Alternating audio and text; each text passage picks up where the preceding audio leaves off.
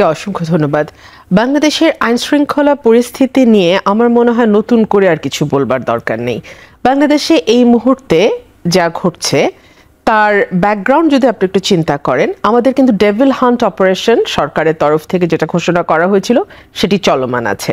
আমাদের সেনাবাহিনী auxiliary force হিসেবে মাঠে আছে এবং তাদের ম্যাজিস্ট্রেসি পাওয়ার দেওয়া হয়েছে। আমাদের উপদেষ্টা তার কর্তব্যনিষ্ঠা দেখাবার জন্য রাত ৩টার সময় সংবাদ সম্মেলন করেছেন। অর্থাৎ সার্বিকভাবে সরকারের তরফ থেকে খুব শক্তভাবে একটি মেসেজ দেওয়ার চেষ্টা করা হচ্ছে যে বাংলাদেশে আইন শৃঙ্খলা পরিস্থিতি নিয়ন্ত্রণে সরকার যথেষ্ট চেষ্টা করে যাচ্ছে। বাট আমরা অ্যাকচুয়ালি মাঠে কি দেখছি? আমরা দেখছি ছিনতাই বেড়েছে ৫০%। আমরা দেখেছি রাহাজানি, টেন্ডারবাজি, চাঁদাবাজি সমানে চলছে। আমরা দেখতে পাচ্ছি ধর্ষণ, মানে চাঁদাবাজি, টাকা তোলা, মার্কেট দখল, ফুটপাত দখল ইত্যাদি তো সমানে ক্রমাগত চলছে। আমরা দেখতে পাচ্ছি ধর্ষণ ভয়াবহভাবে বেড়েছে এবং ৮ বছরের একটি বালিকা মাগুরাতে যে ঘটনাটি ঘটেছে, মেয়েটি এখনো মৃত্যুর সাথে পাঞ্জা লড়ছে। আমরা জানি না মেয়েটি বাঁচবে কি বাঁচবে না। তার একদিন পরে আরো একজনের সাথে এরকম ঘটনা ঘটেছে। প্রশ্ন আসতে পারে এই ঘটনাগুলো কি বিচ্ছিন্ন কিনা। মানে আমাকে একজন প্রশ্ন করছিলেন যে আপা, ধর্ষণের ঘটনা আসলে সরকারের এখানে কি করবার আছে? আমি খুব পরিষ্কারভাবে বলতে চাই, ল অ্যান্ড অর্ডার সিচুয়েশনটা না কোনো বিচ্ছিন্ন বিষয় না। আপনি যখন মানুষের মনে একটা আস্থার পরিবেশ তৈরি করতে পারবেন, আপনি যখন এই একটা অবস্থা তৈরি করতে পারবেন যে যেখানে কোনো ফৌজদারি অপরাধ হবে, সেটা ছিনতাইও হতে পারে, ধর্ষণও হতে পারে, যেটাই হোক না কেন আইন শৃঙ্খলা রক্ষাকারী বাহিনী সেখানে শক্ত ভূমিকা পালন করবে এবং অপরাধীর ব্যাপারে জিরো টলারেন্স থাকবে। তাকে কোনোভাবেই ছাড় দেয়া হবে না বা তিনি ছাড়া পাবেন না। এইরকম একটা অবস্থা যদি আপনি তৈরি করতে পারেন, অর্থাৎ জনমনে একটা আস্থা এবং স্বস্তি আনতে পারেন, তখন কিন্তু অটোমেটিক্যালি আপনি ছিনতাই বলেন কিংবা ফুটপাতের চাঁদাবাজি বলেন কিংবা ধর্ষণ বলেন, এই জায়গাগুলো অনেকটাই কমে আসবে। এবং দেখুন, আজকে তো ৭ মাসের উপরে হলো সরকারের বয়স এবং বিভিন্ন সময় আমরা দেখেছি বিভিন্ন মানুষ নানান দাবি দাওয়া নিয়ে আন্দোলন করেছে। সরকার প্রথম দিকে কিছুটা টলারেন্ট আচরণ করেছে, কিন্তু তার পরিণতি কিন্তু আমরা ঢাকাবাসী নাকাল হয়ে গেছি। এক একটা রাস্তা ঘন্টার পর ঘন্টা বন্ধ করে রাখা হয়েছে।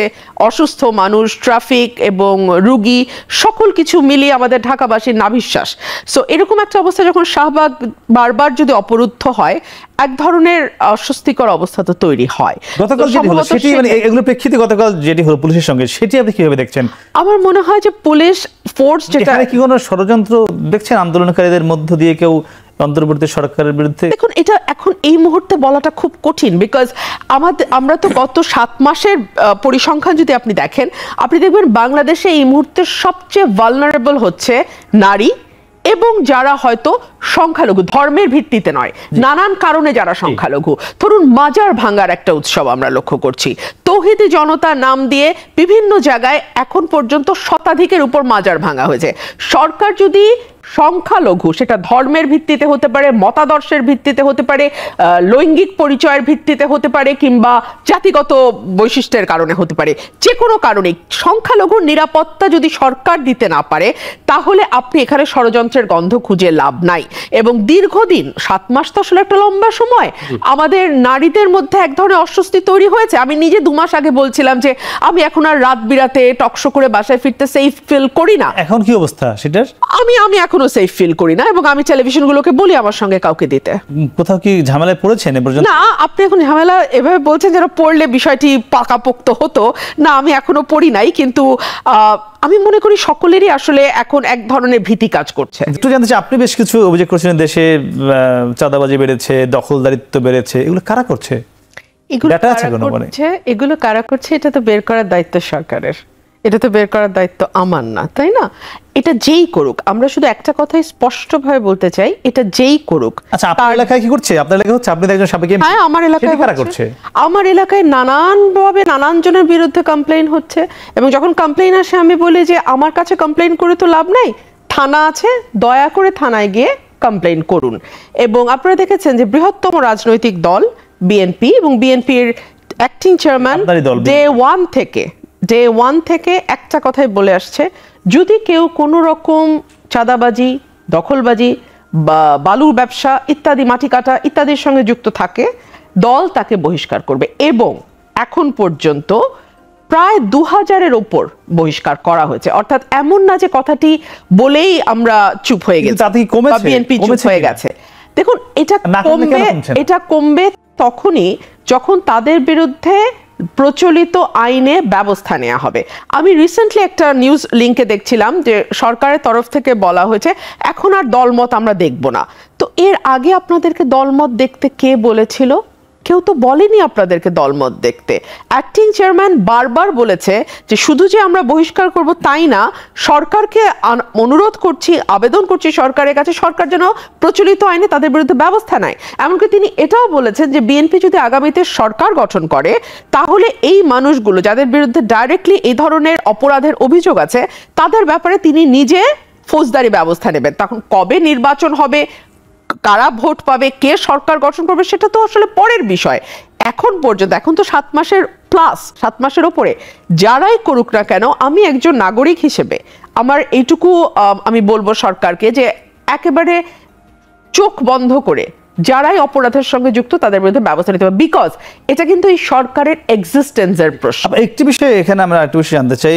আমরা দেখলাম জাতীয় নাগরিক পার্টি যারা এখন কেন্দ্রীয় নেতৃত্বে রয়েছে তারা বারবার একটা আশঙ্কার কথা বলছে যে আওয়ামী লীগকে ফিরিয়ে আনার একটি চেষ্টা চলছে, আগামী নির্বাচনেই তাদেরকে ভোটে ফেরানোর চেষ্টা করছে। এর মধ্যে আমরা আপনাকেও দেখলাম গত 2-1 দিন আগে সামাজিক যোগাযোগ মাধ্যমে একটি হাইকমিশনের কোনো একটি প্রোগ্রামে, সেখানে আমরা দেখলাম 2জন অভিনেত্রীর সঙ্গে আপনি অভিনেত্রী হতেই পারে, কিন্তু তাদেরকে নিয়ে আবার জুলাই বিপ্লবে বা জুলাই গণঅভ্যুত্থানে সাধারণ মানুষের অনেক ক্ষোভ রয়েছে, তারা সরাসরি জুলাই বিপ্লবের বিরুদ্ধে অবস্থান করছিলেন। আপনি নিশ্চয়ই বিএনপির একজন সাবেক এমপি হিসেবে এই বিষয়টি আপনার কাছে কি মনে হয়েছে? আপনাকে আমি স্পেশালি থ্যাঙ্কস দিতে চাই বিষয়টি তুলবার জন্য, কারণ অনেকেই এই বিষয় নিয়ে কথা বলছেন কিন্তু আমি তো আসলে ক্ল্যারিফাই করার কোনো সুযোগ নাই। আপনি যখন কোনো এম্বাসির দাওয়াতে যাবেন এবং সেই এম্বাসির দাওয়াতে স্বয়ং অ্যাম্বাসাডার যখন আপনাকে ছবি তুলবার জন্য ডাকবে, তখন কি এটা শোভন হবে আপনার পক্ষে বলা যে না আমি ওই মানুষের সাথে ছবি তুলব না? এতে কি দেশের ভাবমূর্তি খুব উজ্জ্বল হবে, বা আপনাদের ভেতরকার যেই সমস্যা সেটা আসলে ভেতরেই মিটমাট করে নেওয়া ভালো? যারা অপরাধ করেছে আমি শক্তভাবে বলবো তাদেরকে বিচারের আওতায় আনেন। সামাজিক যোগাযোগ মাধ্যমে আরেকটা থার্ড পার্টির বাড়ির দাওয়াতে গিয়ে আপনি কার সাথে ছবি তুললেন আর কার সাথে তুললেন না, সেটা কিন্তু কোনো ফৌজদারি অপরাধের সাজা হতে পারে না, ঠিক আছে? আর আপনি যখন আরেকটা এম্বাসিতে ঢোকেন তার মানে হচ্ছে আপনি ভিন্ন আরেকটা দেশে ঢুকছেন। আমি কিন্তু ফ্রান্স অ্যাম্বাসেডারের বাসা মানে হচ্ছে কিন্তু France, it's a part of তাদের টেরিটরি। হ্যাঁ, সো ওখানে যখন হোস্ট ডাকবেন যে আপনি আসুন আমরা একসাথে ছবি তুলি, তখন আমি বলবো না না আমাদের মানে এই যে তার সাথে আপনারা বসবেন ছবি তুলবেন নিশ্চয়ই। আমি আপনাকে একটা কথা বলি, পৃথিবী অন্যান্য গণতান্ত্রিক দেশগুলোতে না রাজনীতিতে মুখ দেখা দেখি হয় না, এটা খুব নোংরা সংস্কৃতি, এটা বাংলাদেশ ছাড়া বোধহয় খুব বেশি দেশে নাই। হ্যাঁ, সো আমার মনে হয় বাংলাদেশের মাটিতে বাংলাদেশের আইন অনুযায়ী যারা অপরাধ করেছে, সেটা গণহত্যা হতে পারে, মানবতা বিরোধী অপরাধ হতে পারে, খুন হতে পারে, খুনের নির্দেশ হতে পারে, হোয়াট এভার মেবি, তাদেরকে আল্লাহর ওয়াস্তে আপনারা আইনের আওতায় আনেন, সাজার ব্যবস্থা করেন।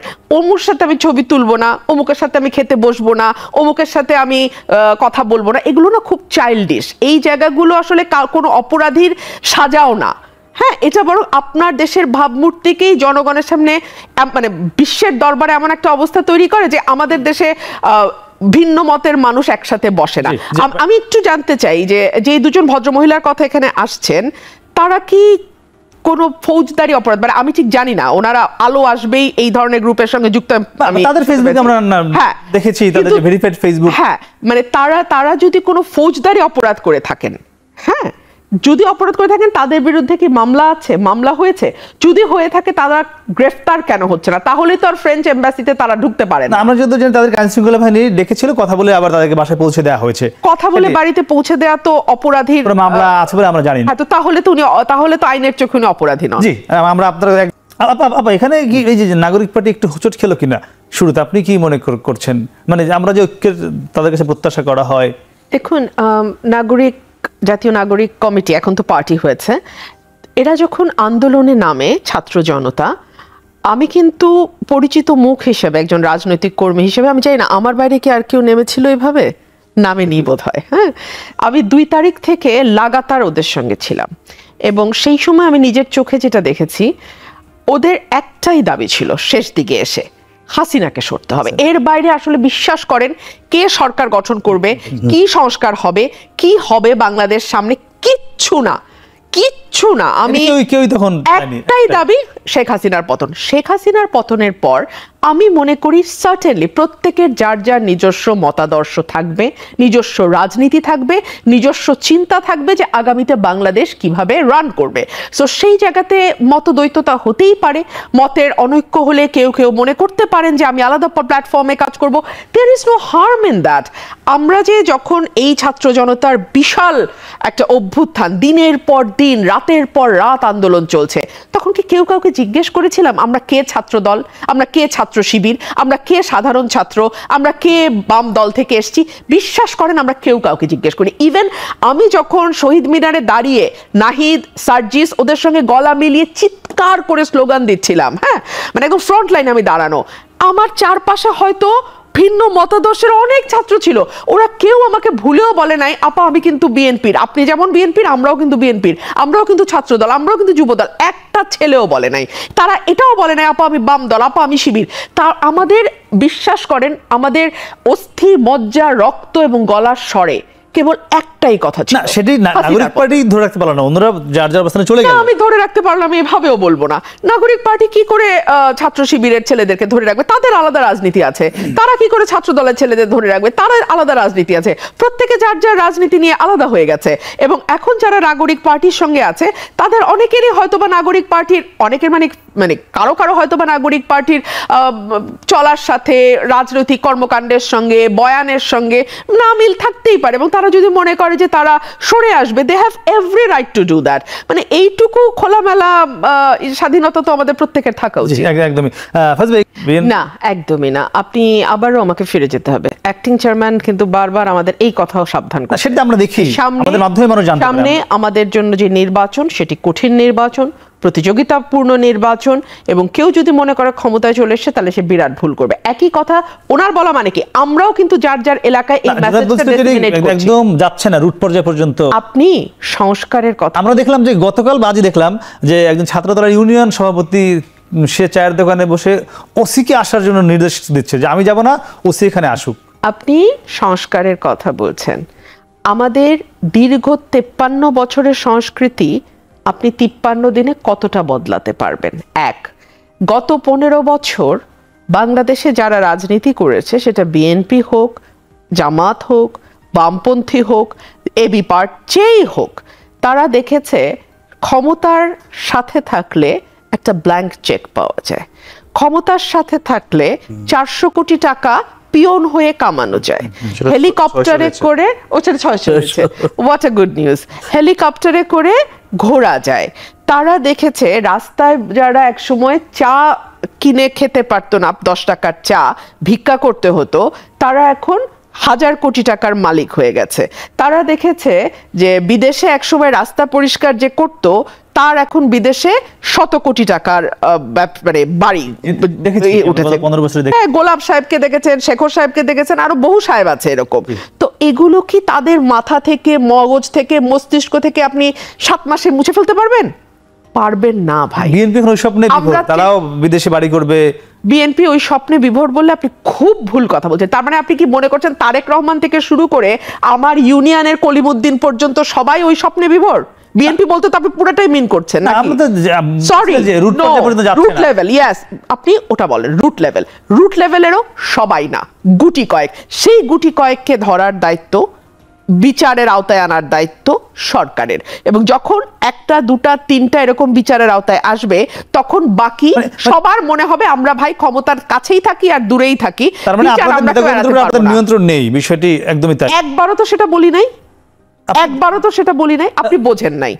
আমি যেটা বলেছি সেটা হচ্ছে এই যে 50 বছরের সংস্কৃতি এবং 15 বছরের ডিপ রুটেড চোখের সামনে দেখা যেই ঘটনা, সেটা তো আপনি 7 মাসে সবার মস্তিষ্ক থেকে মুছে ফেলতে পারবে না। ম্যাক্সিমামই মনে করছে যে এটা করা যাবে না, কিন্তু তার ব্যতিক্রমকে দু একটা থাকবে না? ওই ব্যতিক্রমকে ধরেই তো নিউজ হচ্ছে, ফেসবুকে হচ্ছে, বিএনপি তাদের বহিষ্কার করছে, সরকার কাউকে বিচারের আওতায় আনছে। আমি শুধু বলছি ইনডিসক্রিমিনেটলি যখন সকল অপরাধীকে, আবারও বলছি সকল অপরাধীকে আইনের আওতায় আনা হবে, তখন অটোমেটিক্যালি অপরাধ কমে আসবে। সেটা আপনার অপরাধীকে আইনের আওতায় আনতে হবে। শেষ প্রশ্ন আমার সেটি হলো যে আপনি বলছিলেন যে সবার মত বা সবার পথে এক হবে না, 5 আগস্টের পরে সবাই আবার যার যার জায়গায় ফিরে গিয়েছে, আমি আপনার সঙ্গে একমত। কিন্তু এখন যে বিএনপি জামাতের সঙ্গে সম্পর্ক আমরা দেখি, যেটি গণমাধ্যমে সোশ্যাল মিডিয়া বাদে দিলাম, এটি কি প্রত্যাশিত ছিল? কেন নয়? রাজনীতিতে বয়ানের যুদ্ধ, রাজনীতিতে বাকযুদ্ধ, রাজনীতিতে বিতর্ক, এই বিষয়টিকে আপনি এত মানে আমি নেতিবাচকভাবে দেখবার তো কিছু মনে করি না, এবং বিষয়টি অস্বাভাবিকও নয়। জামাত 300 আসনে ইন্ডিপেন্ডেন্ট ক্যান্ডিডেট দেবে, আলাদা আলাদা ক্যান্ডিডেট দেবে, তারা কোনো জোট বিএনপির সঙ্গে করছে না, এবং বিএনপিও 300 আসনে ক্যান্ডিডেট দেবে। সো দুটো দলই পরস্পরের ব্যাপারে, পরস্পরের যেই দুর্বলতার জায়গাগুলো আছে, পরস্পরের যে জায়গাগুলো আসলে তারা চায় ভোটারের চোখে আসুক, সো দ্যাট সেই ভোটটা তাদের দলে গিয়ে যুক্ত হয়, সেই চেষ্টা থাকবে, এটাই স্বাভাবিক। সুতরাং আমি এটাকে নেতিবাচকভাবে দেখি না। বয়ানের যুদ্ধ যদি বন্দুকের যুদ্ধে রূপান্তর হয়, যেটা গত 15 বছরে দেখেছি, বয়ানের যুদ্ধ যদি গুমের সংস্কৃতি, তুলে নিয়ে যাওয়ার সংস্কৃতি, থানায় নিয়ে নির্যাতনের সংস্কৃতি, পরশু ঝিনাইদহে মহিলা জামাতের উপর বিএনপি নেতারা গিয়ে হামলা করেছে। দেখুন, আমি ঘটনাটা দেখিনি, যদি হয়ে থাকে সব গণমাধ্যমে, যদি হয়ে থাকে, পরে বিএনপি নেতার একজন ছেলেকে গ্রেফতার করেছে, যদি হয়ে থাকে, মানে এটা কি যে স্বাভাবিক যে রাজনৈতিক সেটি ব্যাপার সেটি না। দেখুন, ছোটখাটো কোন্দল, ছোটখাটো গোলমাল হবে, অনাকাঙ্ক্ষিত, নিশ্চয়ই অনাকাঙ্ক্ষিত, এবং আমি সেটাকে নিন্দা করি। কিন্তু আমি তো আসলে মুহূর্তেই ব্রিটেনের গণতন্ত্রে চলে যেতে পারবো না, আমাকে তার জন্য একটু সময় দিতে হবে। হ্যাঁ, যেমন ধরুন আমার দুজন ব্যক্তির সঙ্গে ছবিকে আপনি এত সিরিয়াসলি নিচ্ছেন, কারণ because of our political culture, এটা বিলাতে হলে এত অবাক হওয়ার কিছু ছিল না। বা ওরা বিরোধী দল, বিরোধী মতের সঙ্গে অ্যাটলিস্ট মানে সোশ্যাল গ্যাদারিং এ গিয়ে সেখানে মুখ দেখাদেখি বন্ধ, কথা বলা বন্ধ, খাওয়া বন্ধ, এগুলো করে না। মতের সঙ্গে আবার মাঝখানে যেটি ফয়জল বলেছিল একবার যে 24-এর যে একটু বড় জুলাই চলে গিয়েছে, এটি কি আপনার বিবেচনা? হ্যাঁ, ডেফিনেটলি। কিন্তু তাদের অবস্থানটা কোথায় ছিল? সেখানে যদি তারা অপরাধী হয়ে থাকে, প্লিজ আইনের আদালত বিচার করা।